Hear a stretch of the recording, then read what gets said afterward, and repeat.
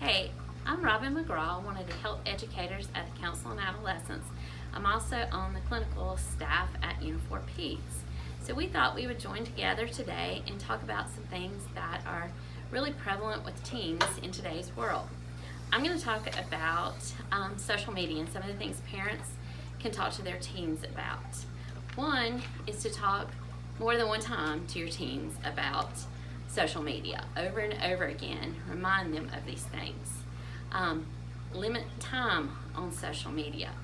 Even if it's a contest between you and them on limiting time, who can have the least amount of time per day, per week on social media. Talk to your teens about when they get on social media. Don't get on social media if you're sad, if you're angry, if you're lonely.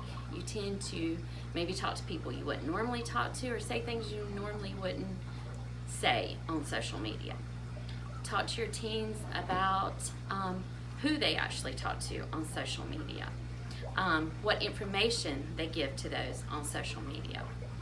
Talk to your teens about things that they see on social media aren't always realistic, and that people are posting just the things they really want you to see on social media.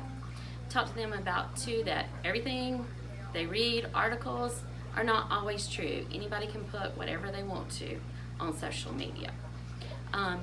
Then, last but not least, make sure that you have the ability to look at their social media, at least periodically, to kind of keep up with what they're doing and what they're saying on social media. Remembering that whatever's posted on social media can keep them from getting into a college they may want to, keep them from getting a job they may want to later on in life. It just tells what kind of person that other people think they may be. So those are just some tips that you can share with your children, not just now, but over and over again. So please remember to continue to talk to them about all the different things that can happen on social media.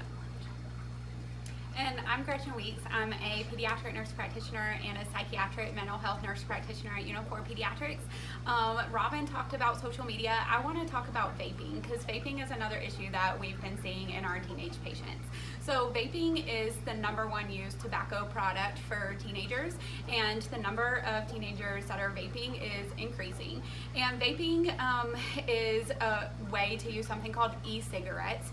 And e-cigarettes contain tobacco, and they also contain a nicotine solution. And e-cigarettes can come in many different forms. They can come in jewels or the e-cigarette pens. There's many different forms that these that e-cigarettes come in, but they are highly addictive because they have nicotine in them, and then they also contain flavoring, and the flavors can be addictive to children and teenagers. A lot of my patients mistakenly believe that vaping is safer than smoking, and that's just not the case. So we know that the nicotine solution that goes into vaping, it actually has carcinogens. Carcinogens are cancer-causing chemicals in them. It even has chemicals like antifreeze in it. And unfortunately, we don't know the long-term effects on health since this is a newer tobacco product. But we do know that there's harmful ingredients and that it's not safe for teenagers to use.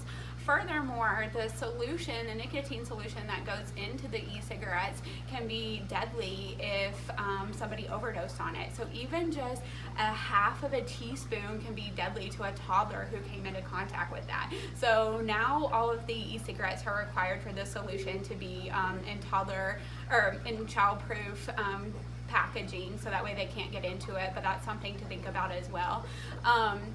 Also, we know that vaping normalizes smoking behaviors.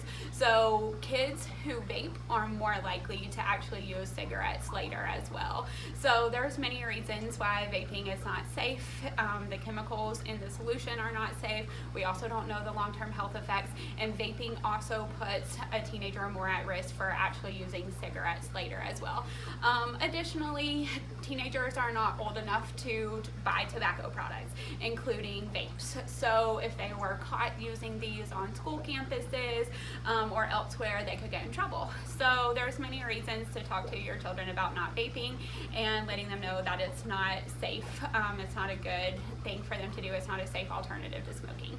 And so just talking to your children about vaping and social media is super important, especially right now since you guys maybe have more time to talk to them during the summer.